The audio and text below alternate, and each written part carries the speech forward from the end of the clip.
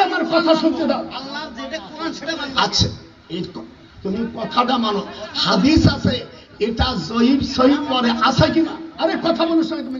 কোরআন মাজিদের মধ্যে শুধু একটি মহিলার নাম আছে, সেই মেয়েটার নাম হলো মারিয়াম।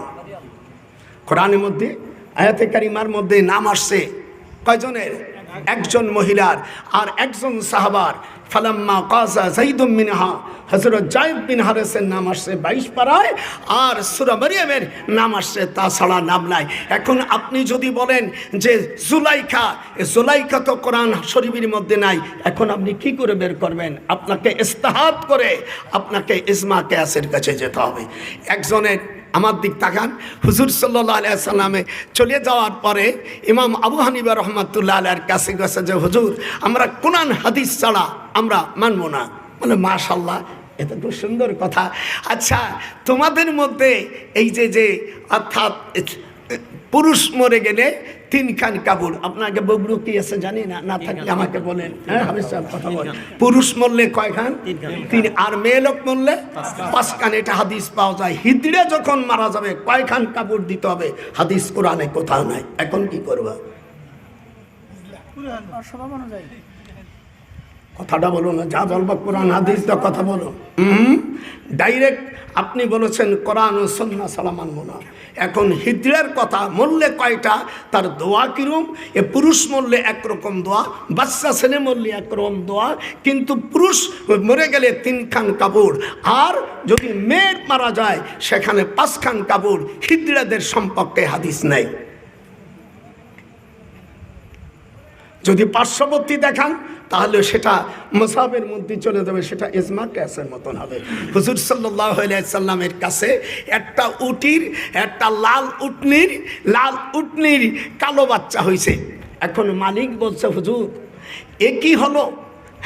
দেখেন বুখারী শরীফ কিতাবুত তাওহীদের মধ্যে আমি পড়াচ্ছিলাম ইদারে 29 পারা, বুখারী শরীফের 29 পারা, কোরআন শরীফ 30 পারা। এখন যারা লেখাপড়া চলো হাদিস 30 পারা, 29 পারায় 7 ছাপার মধ্যে হযরত আবিহি ক্বালা হাদাসানা যায়েদ ইবনে আবি মুতিম আন সালমা ইবনে আকু আনিন নবী সাল্লাল্লাহু আলাইহি ওয়াসাল্লাম ইশতারাইতু লাহু মান আদা ওয়া ইযা মুদ্দিত লাকুম বিলাদুহু ইসতামাইতু লাকুম মিন ইল্লা মা শারামাহা وبه قال حدثنا أخبرني جديد بن موتم كمثلهم في الجنائز।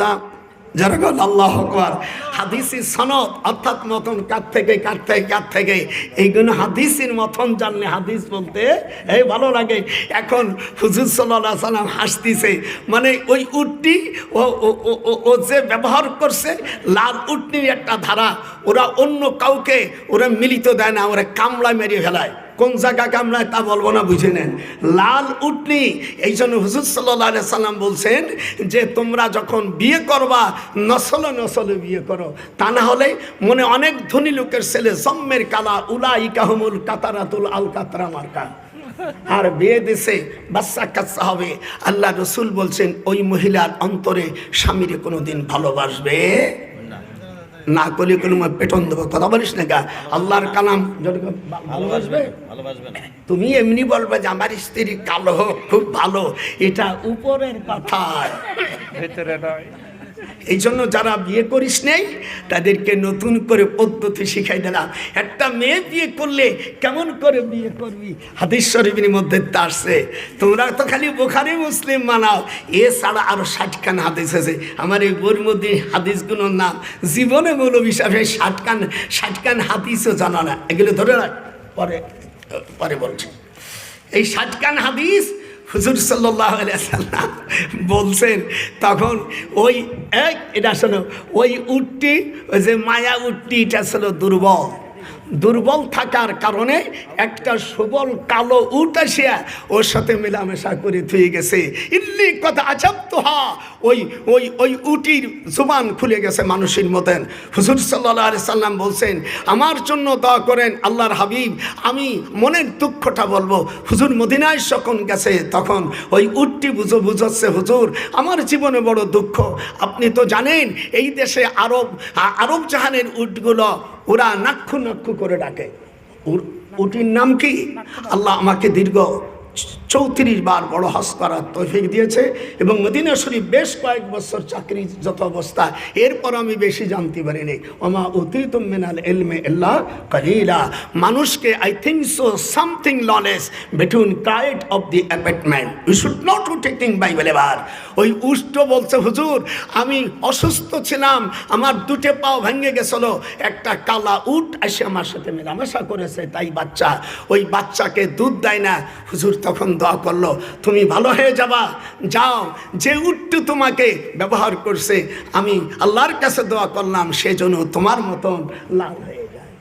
এই জন্য বিয়ে যারা করবে, আমার নাতি পুতনিরা যারা আছিস, বিয়ে করলে বিয়ে করার পরে একটা কাজ করা যায়, বাবু কিতাবুল ইকরা বুখারীর মধ্যে একটা অধ্যায় আছে, বিয়ে করার পরে বাসর করে যাওয়ার আগে যে হাতে তালি দেওয়ার, যদি কয় ওরে আমি বিয়ে করব না, ওরে আমি মানি না, 3 বার কইয়া যদি তালি দাও ওর বিয়ের কস্তু বিনি তালাকে তালাক হয়ে যাবে। দাদারা তো পাশ নেই যে কেমন দাদা আজকে বাজতেছে। বাবু কিতাবুল ইকরা এই অধ্যায়ের মধ্যে বুখারী জলদে সানি কথা কি বুঝতেছেন?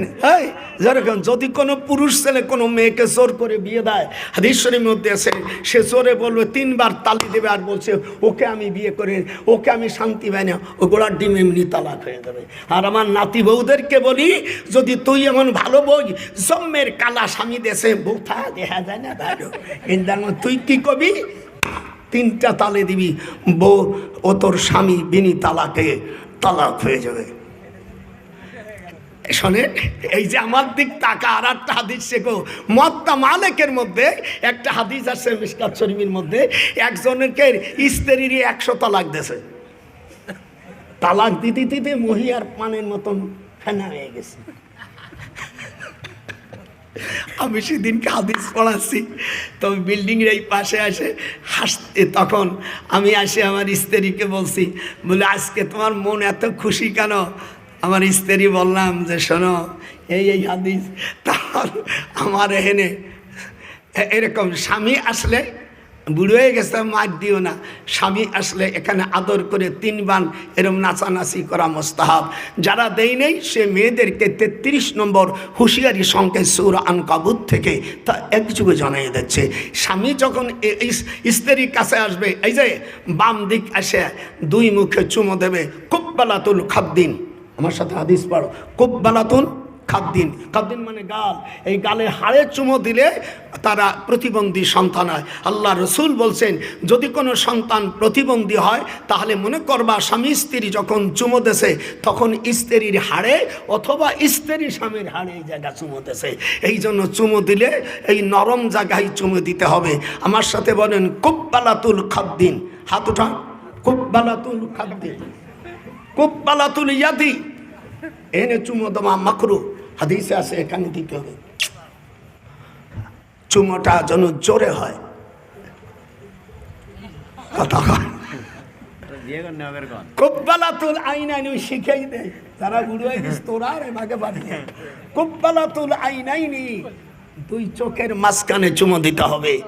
আর স্ত্রী 4র্থ নম্বরে চশমাওয়ালা, জীবন বিয়ে যদি করি থাকিস আজকে নাতি বউরে শিক্ষা দিবি। আর স্ত্রীর 4র্থ নম্বর, স্বামী দেবে 3 জায়গায়, স্ত্রী দেবে 4 জায়গায়। রাসূলের হাদিস, হুজুর বলেন কুব্বালাতুর রিজলি, এক গলক কুব্বালাতুল খাদ্দিন, গন্ত মৌলানা ভাই গোনো, কুব্বালাতুল খাদ্দিন, একটু গোনো না, জীবনে এ ওয়াজ কোনোদিন শোনো নাই করো নাই। কুব্বালাতুল খাদ্দিন, গালে চুমু দিতে হবে। 2 নম্বর কুব্বালাতুল আইনাইনি, 2 চোখের মাঝখানে এই স্ত্রী দেবে। 3 নম্বর কুব্বালাতুল ইয়াদি, হাতে দেবে, হাতের এখানে দেওয়া মাকরু, ঝগড়া লেগে যাবে এবং বিচ্ছেদ হতে পারে, খবরদার। রাসূল সাল্লাল্লাহু আলাইহি ওয়াসাল্লাম বলেন এখানে 19টা রগ আছে, ইফতার, হাউনুস, রেবা, আবলুন, কায়রা, দিবালু, উন্দুন, হাফরুন, শিশা, আব্দুল, লিয়ানুন, আকরান, জাকরান, জিবা, উনুতুন, আতরাবা। মিয়া তুমি কতটুকু আলেম আছেন, একটা রগের নামও জানো না? শুনছিস? বউ দেবে কয় জায়গা চুমো? 4 জায়গায়। বউ দেবে কয় জায়গা?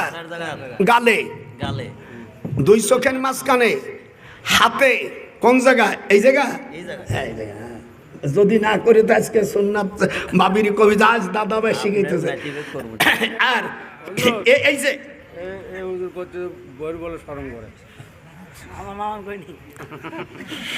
আচ্ছা রাখ স্মরণ করে, সেটা তার ব্যাপার। কুব্বালাতুর রিজিলি 4 জায়গা হলো, আর আপনি দেবেন 3 জায়গায়। আপনি এবার পাও দিতে যান না, আপনি 3 জায়গায় দেবেন। একটা হলো কুব্বালাতুল খাদ্দিন গালে, যখন দেবেন আওয়াজ হতে হবে, না হলে মাকরু হয়ে যাবে। আর পেটে বাচ্চা হলে চুমো যদি আস্তে দেওয়া হয়, এগুলো প্রতিবদী অথবা চোখ টেরা হতে পারে, অথবা 21 আঙ্গুলে হতে পারে। মানে আমার ছোট আঙ্গুল, এইগুলো কেমন হবে? মুসলিম শরীর মধ্যে হাদিস পড়াইতে পড়াইতে ছাত্ররা, আমি মদিনায় পড়াইছি, ছাত্ররা কয় স্যার এখনও আমি মদিনায় গেলে, ওই ছাত্র তারা বড় বড় মহাদ্দেশ, কেউ অফিসার, একজন পুলিশ অফিসার হয়েছে ডিআই, আমাকে বলছে ইসমাত তো ফাকুজ হইয়া দা ইয়া সাহেব, আমাকে জড়াই ধরছে। আমার স্ত্রী কয় কেরে, আমার স্বামীর চুমো দেয়। তখন আমি বললাম, আমার স্ত্রী বললাম যে হাসানের মা এটা আমার সব ছাত্র। আমাকে বললো হিনা মানে ফি ইস্তাকুল মিহি সাউজি, এটা আমার স্ত্রী। মুশাতারাইনা আলাইহা ইল্লা মুকদ্দামাতুল্লাতি হাদা মুমতানাহা ওয়া ইস্তাদাররাকুম ফি আলামা শাইইন জুআ। এটা কোনো কোরআন হাদিস না, এটা হলো আরবি ভাষা। এর পরার পরে দেখি কি আমার তো দাদির নেগে ওই কাপড় চুপুড় আমের সব নিয়ে এসে কি এত খাওয়া পারা যায়, মানে মোল্লার সাথে বিয়ে বসে তুমি ঠকে যাও না। ঠকে যায়নি, তোর দাদিরই দিলাম এক কথা, মোল্লার সাথে বিয়ে বসে তুমি ঠকে যাও নাই। আমার আশা করি আমার নাতি ভাইরা যারা একটু বুড়ো হয়ে গেছে, আর স্ত্রীকে কোনো সময় মুখে মারা যায় না বলতেছে। আর এই যে আমার কথা, খবরদার স্ত্রীকে গালি দেওয়া যায় না। হুজুর সাল্লাল্লাহু আলাইহি সাল্লাম বলছেন ওয়ালা তাদরিবুল ওয়াজহা, তুমি স্ত্রীর মুখে মারো না। এই যে যদি তাকে মারতে হয় তুমি ওই সময় মারতে পারো, তার বিছানায় যদি অন্য কোনো পরপুরুষ যদি তার গতরে হাত দিয়েছে, অন্য কাজ করলে তো আরো বিধান। যদি এটা করে, যেহেতু আল্লাহ পাক কোরআনে বলছে ওয়ালা তাকরাবুজ জিনা, জিনা করা তো দূরের কথা, জিনার কাছেও তোমরা যেও না। জিনা করা তো দূরের কথা, জিনার কাছেও যেও না। খবরদার খবরদার, স্ত্রীকে মারা যাবে না। স্ত্রী যদি একটা দাঁত ভেঙে দেন, আমি এই বইয়ের মধ্যে লিখেছি, আমি হাদিস দিয়ে নাসাই শরীফের মধ্যে হাদিস এসেছে, মিশকাতের 303 পৃষ্ঠা বাবু কিতাবুদ দিয়াতের মধ্যে হাদিস এসেছে। হুজুর বলেন ওফি কুল্লি ইসবাইম মিন আসাবিল ইয়াতি ওয়ার রিজলি আশারুম মিনাল ইবিল, যদি স্ত্রী বা কার যদি একটা আঙ্গুল নষ্ট করে দেয়, হাদিসে আছে 10টা উট দিতে হবে। একটা দাঁত যদি নষ্ট করে দেয়, অফিস সিন্নুন খামসুম মিনাল ইবিল, 5টা উট দিতে হবে। আর ঘাস ধরে যদি সিবি দেন তাহলে 115টি উট দিতে হবে। আর 2টো ঠোঁট যদি নষ্ট করে দেন, চড় দিয়ে ঠোঁট ফুলে যায়, অফিস সাফাতাইনে দিয়াত মিয়াতুম মিনাল ইবিল, 100টা উট দিতে হবে। অফি আনফুন ইজা উ ইবা জাদ উহুদ দিয়াত মিয়াতুম মিনাল ইবিল, নাক ভেঙে দাও, এটা হলো বিধান কিসাস। যদি তা বলে না আমার মারছে যখন আমি টাকা নেব, তাহলে হাদিস হলো হুজুরের ফায়সালা হলো নাকে যদি আঘাত দেয়, তাই স্ত্রী হোক আর কাউকে, আল্লাহ নবী বিধান দিয়েছে যে তাকে 100টা উট দিতে হবে। আর যদি পেটে বাচ্চা আসলে জোরে ধমক দেয়, তাহলে 100 উট দিতে হবে। কথা কয় না কে? মাথা চুল ধরে টান দিলি 160টি উট দিতে হবে। আসলে কি করতে হবে? স্ত্রী যখন কাছে আসবে, পেটে বাচ্চা আসবে, হুজুর বলেন কুব্বালাতুল ইসবা, একটা আঙ্গুল 3 বার করে চাটা দাও। এই পুরুষরা ব্যাটে ব্যাটে ভালো বাচ্চা হবে, এরকম 3টে টান কিভাবে শিখে দিলাম। প্রত্যেকটা আঙ্গুল যারা বিয়ে করে ভুল করছে বুঝুন তো, এনে কাজা আদায় করে দিও যে সখীর মা জীবনে সারা ভুল করছি। আল্লাহ কোরআন পাকের মধ্যে বলেন ওমাল্লাম ইয়াহকুম বিমা আনজালাল্লাহ ফাউলাইকা হুমুল কাফিরুন জালিমুন ফাসিকুন। সূরা মায়েদার 44 নম্বর, 45, 46 আপিল, 47 নাম হলো ফাসিক। আপনারা দেখবেন আমরা বেতের নামাজ পড়ি, পড়েন না? নামাজ পড়ার সময় দেখেন রাত্রির শেষে আমরা হাত উঠোই, হ্যাঁ, তারপরে আল্লাহুম্মা ইন্না নাস্তাইনুকা যা আছে এখানে পড়ি। ওখানে আপনি বলেছেন কান ধরে যে আল্লাহ আমি তোমার আইনের সাথে কুফরি করব না, ওয়ালা নাকফুরুকা। আজ যদি এদেশে ইসলামী রাষ্ট্র হতো, এদেশে যদি কোরআনের শাসন হতো, এই আইন প্রতিষ্ঠিত হলে আমাদের দেশে যে আইনগুলো আছে সব ব্রিটিশ পরিচালিত আইন, প্যানেল কোড। আল্লাহ পাকের কোরআন আমার হাতে, আল্লাহ তুমি সাক্ষী, আমি আইনের উপর পড়াশোনা করেছি। ল অ্যান্ড জাস্টিস ঢাকা বিশ্ববিদ্যালয় 1966-এ আইন ও বিচার MA পাস করে স্কলারশিপ নিয়ে লন্ডনে পড়াশোনা করেছি।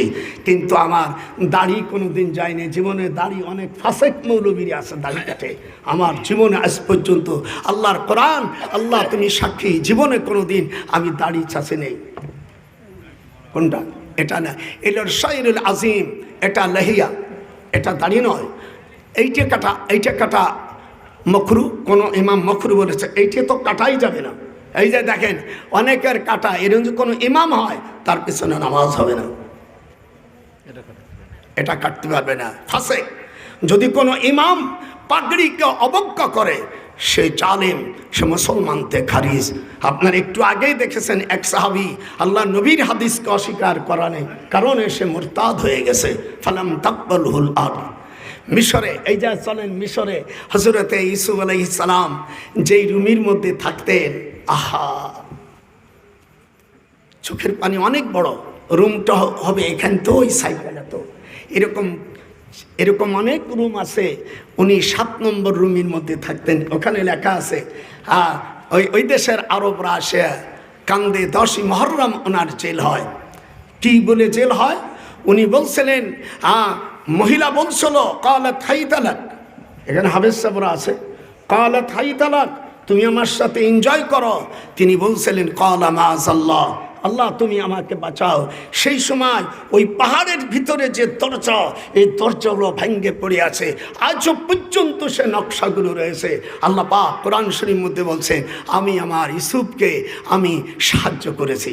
আপনি বিপদে পড়লে সাহায্য চান মানুষের কাছে, আর মানুষ মুসিবতে পড়লে সাহায্য চাবে কার কাছে? আল্লাহর কাছে।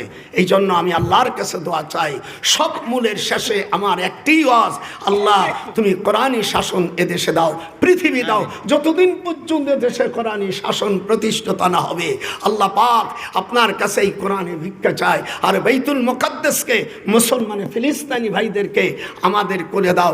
আমাদের বাংলাদেশের প্রায় 400 ছেলে মিশরে কাজ করে, আরও তো আছে, কিন্তু ওই এলাকা ওই ফিলিস্তিনির বাচ্চা ছেলেরা মিশরের বর্ডারে, বাংলাদেশের ছেলেরা এই 400 যারা কেউ চালায়, গাড়ি চালায়, কেউ রোড মোছে, চাকরি করে, প্রতি মাসে তারা অল্প কিছু দেয়।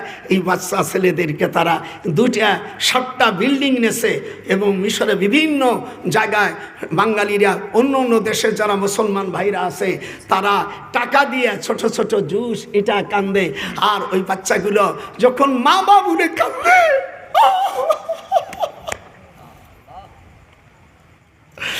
আমি গিয়েছিলাম, আমি তোর জনেছি জেরুজালেমে, আমাকে যাওয়ার কোনো কায়দা নাই। আমার ছেলে ওই ইউনিভার্সিটি প্রফেসর বলছে আব্বা এই বাচ্চাগুলো যখন কান্নাকাটি করে, এদের মা নাই, এদের বাপ নাই, আপনারা দোয়া করেন আল্লাহ যেন মুসলমানদেরকে, আল্লাহ যেন মুসলমানদের জন্য আমাদের বাইতুল মুকাদ্দাসকে যেন এবং ফিলিস্তিনি ভাইদেরকে যেন বিজয় হাত দেয়। একটু হাত উঠান যেরকম আল্লাহু আকবার। আল্লাহ যেন, তারা যে কি কষ্ট, মাহারা ছেলেহারা, ছোট্ট একটা বাচ্চা, এতটুকু একটা বাচ্চা, 5 বছরের বাচ্চা। আমি জিজ্ঞেস করলাম সাবি আনতা হিনা মাক, সাবি কুল্লু রেসপাতুম ফিল মাহদি, তুমি কোলে করেছে বাচ্চাকে? তো বলছে আখি, জব দেশে আমার ভাই। তখন আমাদের দেশে সামান্য টাকা, আমি আমার ছেলের বললাম বাজান তুমি 100 দিরহাম দিয়ে দাও। বলছে আব্বা না, আমি 1000 দিরহাম দিয়ে দিচ্ছি, আপনার হাতে দিয়ে দেন। আমার ছেলে বলে আব্বা আমি জাকাতের টাকা থেকে কেটে দেবো। আহা, বলছে আব্বা আমি তো সামান্য ইউনিভার্সিটি প্রফেসর, সীমিত বেতন, আমাদের তো বাইরের বেতন নাই, বাংলাদেশের 8 লাখ টাকা ভাই, এই দিয়ে জিনিসপত্র সব দাম, এইগুলো ছেলে মেয়ে গাড়ি আছে। এই জন্য আপনাদের কাছে আমি চাইনি, আমরা দোয়া করব। আমাদের তো দোয়া করা ছাড়া হাফেজ সাহেব আর কোনো কাজ নাই। আল্লাহ যেন তাই। এরপর থেকে আমি মিশরে দেখেছি। আর ছোট অনুমান, যেই জায়গায় ফাদামদাম আলাইহিম রব্বুহুম বিজামবিহিম ফাসাওয়াহা, যেখানে উটকে ওই দেশের চারেম বাচ্চা বেহেশতে উটকে যখন হত্যা করে সেই রক্তটুকু এখনো জর্দানে আছে। জর্দানে গেলাম আসবাবুদ্দার, অর্থাৎ যেখানে দরিয়া পানির উপর, অমিয়া পানির ভিতরে পাও যায় না, আমরা ওখানে গেছি। গজবপ্রাপ্ত দেশ ভাইজান, ওর উপর আমরা দেখি রাখাল ছেলেরা গরু বাছুর উট নিয়ে যাচ্ছে। তা আমাকে বলে সাদিক মা ঘুনা ইনা নাজহাবুর ইলাল মুত্রাব, আমরা এখানে মুত্রাব এলাকায় যাবো, তুই আয়। ওই বাচ্চা ছেলে নাম বলতেছে, ওদের সাথে গেলাম আমরা ভাইজান। ওই বলতেছি পানির উপরে, পানির উপর দিয়ে মরা নদী, একেবারে ডেডসি নদী, মৃত্যু নদী, এর উপর আমরা হাঁটতেছি, এটা দেখলাম। তারপরে ফিরআউনকে দেখেছি, পিরামিডে রয়েছে, এর পদে বাচ্চা জুলকারনাইন, ওনার সভ্যতা দেখেছি।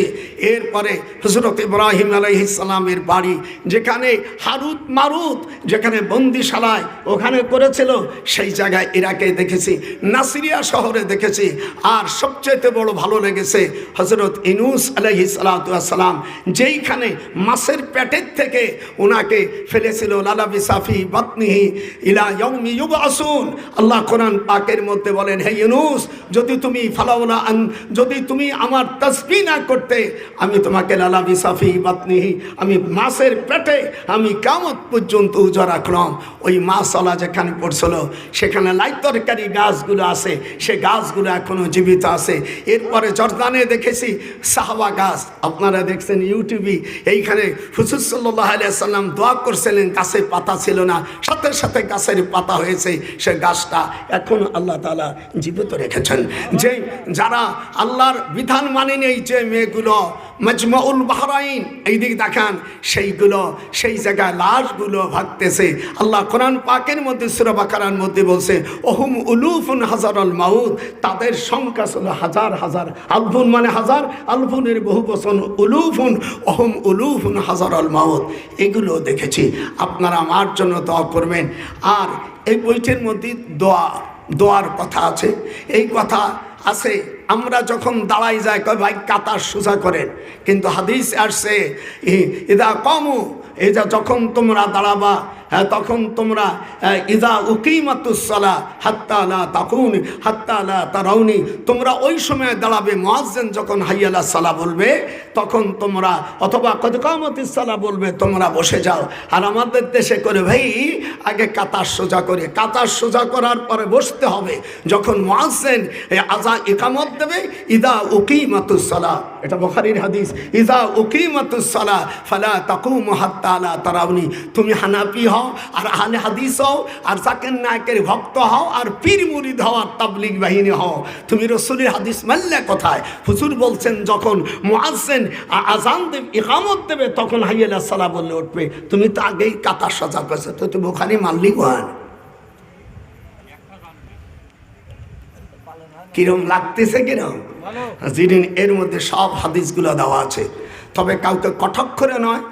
দোয়া আপনার ফরজ না, এটা মুস্তাহাব, পারলে নেবেন।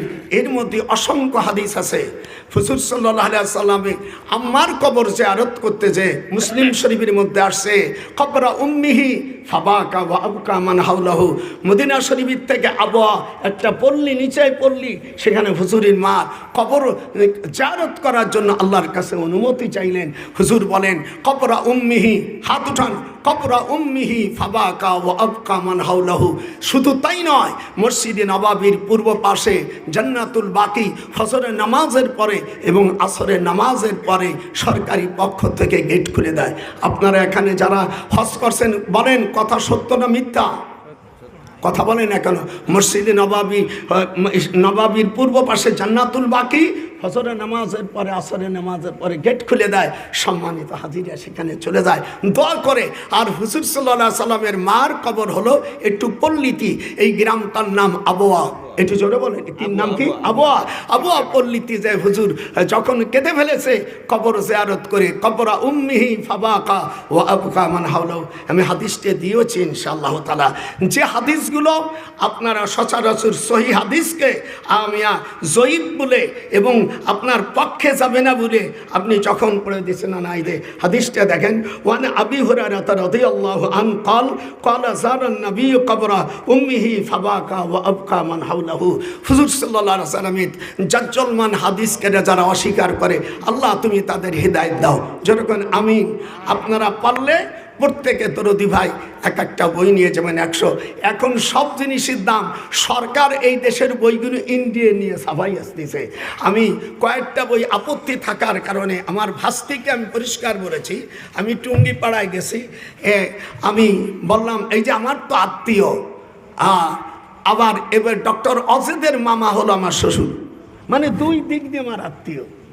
তো বলছে, আমি বললাম হাসিনা, বলে কাকা আপনারা তো আর আমি তো আর আসেন বসন কইতে পারি, মানে ছোটবেলায় তো কোলে করেছে।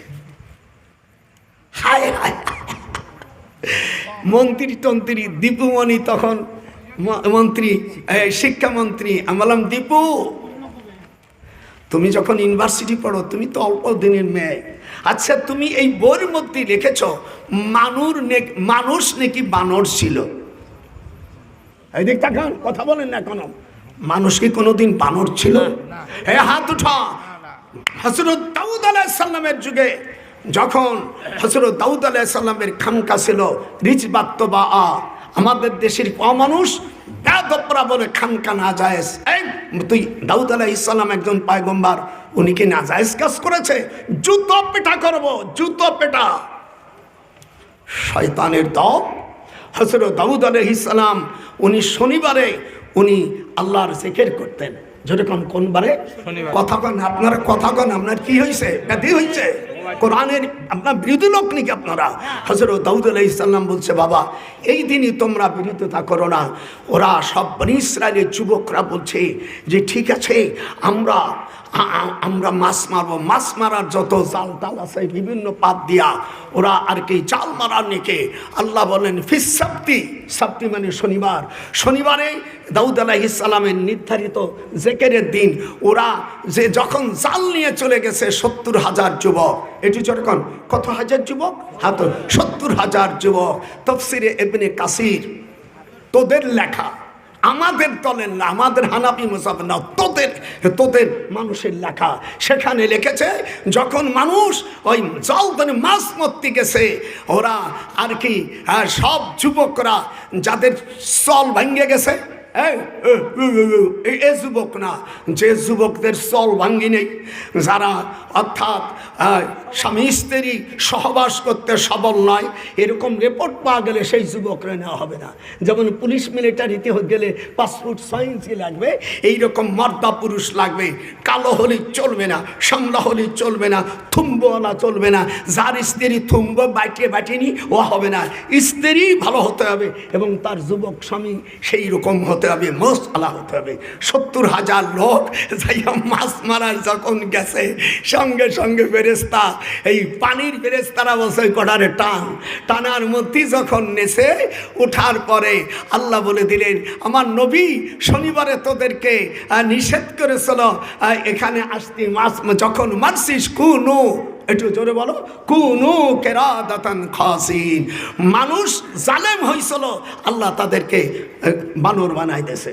আবার বনি ইসরায়েল এবং ইহুদিদের মধ্যে, খ্রিস্টানদের মধ্যে যারা আল্লাহ রসুলকে অস্বীকার করেছে তাদের মধ্যে ওয়াল কিরাদাতা ওয়াল খানাজির, যারা কোরআন শরীফের আয়াত পড়ছেন, আল্লাহ তাআলা কতক মানুষ নাফরমানি করার কারণে দুনিয়ায় কি বানাইছে? শুকর এবং বানর বানাইছে। সূরা আরাফের মধ্যে মাসালু কামাসালিল কালব, আল্লাহ তাআলা কুত্তো বানাই দিয়েছে। এই জন্য যারা ওলি আল্লাহদের কাছে বায়াত গ্রহণ করা ওয়াজিব। হাদিস শরীফের মধ্যে আসছে বায়াত যারা করবে, গ্রহণ করবে না, কিয়ামতের ময়দানে আল্লাহ তাদের জাহেল অবস্থায় উঠবে। মেয়েদেরকেও বায়াতের কথা কোরআনে এসেছে। সূরা আল মুমতাহিনার 12 নম্বর আয়াত। এখানে হাফেজ সাহেবরা যারা আছেন, আপনার দেশে কোরআনে আছে নাকি জানি না, ইয়া আইয়ুহান নাবিয়্যু ইযা জাআকাল মুমিনাত ইউবায়ুনাক আয়াতটা শোনেন, ইউবায়ু না, হে নবী আপনার কাছে যদি কোনো দিনদার মহিলা আসে, ওই বাজারিয়া তা না, দেহ বিক্রি করা না, যারা দিনদার মহিলা আপনার কাছে আসবে, ইউবায়ু না, সেই মেয়েদেরকে মুরিদ বানাই দাও, তাদের বায়াত পড়াই দাও। যদি কেউ বায়াত না হয়, বলে মেয়েরা যদি বায়াত না পড়ে, এই আয়াতের মধ্যে আসছে তাদের নির্দেশ এসে 5টা নির্দেশ। 1 নম্বর নির্দেশ, তোমরা আল্লাহর সাথে শরীক করবে না। 2 নম্বর, ওয়ালা ইয়াসরিকনা, তারা যেন চুরি না করে, ওয়ালা ইয়াজনিনা, তাদেরকে যেন জিনা। একটু ভালো করে দেখো, দেখে যদি না হয় তো বলো যে হুজুর এটা মিথ্যা বলেছে। ইয়া আইয়ুহান নবী ইদা জাআকাল মুমিনাত, আয়ে নবী আপনার কাছে কোনো দিনদার মহিলা আসে, তাদেরকে বায়াতের কথা আনুগত্য স্বীকার করার শপথ নিয়ে নাও। তাহলে কোরআন হাদিস ছাড়া আপনারা মনে করেন যারা হানাফি মাযহাব বড় বড় আনে, এরা পীর মানে এসেছেন কিয়ামতের ময়দানে সুপারিশ করার জন্য প্রথম আম্বিয়া আলাইহিস সালাম সেরা। যেরকম আল্লাহু আকবার, আম্বিয়া আলাইহিস সালামদের দাম সাহাবাদের চাইতে বেশি, তাই বলে সাহাবাদেরকে বাদ দেওয়া যাবে না, সাহাবাদেরকে বাদ দেওয়া যাবে না। খবরদার, সাহাবাদেরকে অনেক সময় মেয়ার হক যদি বানাইতে হয়, সাহাবাদেরকে বাদ দিলে আপনি কোরআনের বহুত আয়াতকে অস্বীকার করা হবে। আল্লাহ কোরআন পাকের মধ্যে বলেছেন তাদের রাদিয়াল্লাহু আনহুম ওয়া রাজু। কামত ইসি বুখারী শরীফের ভিতরে একটা হাদিস এসে বুখারীর মধ্যে একটা হাদিস আছে, হাতিব ইবনে আবি বালতাতা হাদিস আগে শুন। আপনি যেটা বললেন যে 3 শ্রেণীর মানুষ কিয়ামতের দিন সুপারিশ করবে, 3 শ্রেণীর মানুষ তো দূরের কথা, কোনো নবী পারবে আল্লাহ 3 শ্রেণীর মানুষ আবার করতে পারি। আগে হাদিসটা দেখ, আমার কথা আগে শোন। আরে হাদিস দেখ বেটা, হাদিস দেখেন না, আগে কোরআন দেখেন আপনি। আচ্ছা কোরআন তো দেখতে হবে। আচ্ছা কথা বলে আগে হাদিসটা শোন। আমার কথা না, আমার কথাটাকে দেখ না। কেন আমি জানছি, আমি তো বানাই নেই হাদিস। আমি কোরআন পড়ে আগে দেখে, আগে আমার কথা আগে শুনিস না কেন? আচ্ছা কথা আপনাকে বলতে দিবেন তো? আমার কথা, হাদিস যদি না থাকে আমার জিপটা কাটা মিশকাত নেই আগে। আরে আমার কথা শুনতে দাও, আল্লাহর যেটা কোরআন সেটা মানতে। আচ্ছা এই তুমি কথাটা মানো, হাদিস আছে, এটা জয়ীফ সহিহ পরে আছে কিনা? আরে কথা বলিস না, আগে কথা শুনতে হবে না, আগে কথা বলতে দে। কথা বলবে, ভুল কথা বলবে কেন? 3 শ্রেণীর লোক কথা, আরে 3 শ্রেণীর হাদিসের মধ্যে আছে, আগে শোন, আগে হাদিসটাকে দেখ। হাদিস আজ কথা বলে নিয়ে কি ধরনের হাদিস আছে কিনা, মানা না মানা সেটা আপনার ব্যাপার, কিন্তু হাদিসে আছে কিনা তাই বলছি।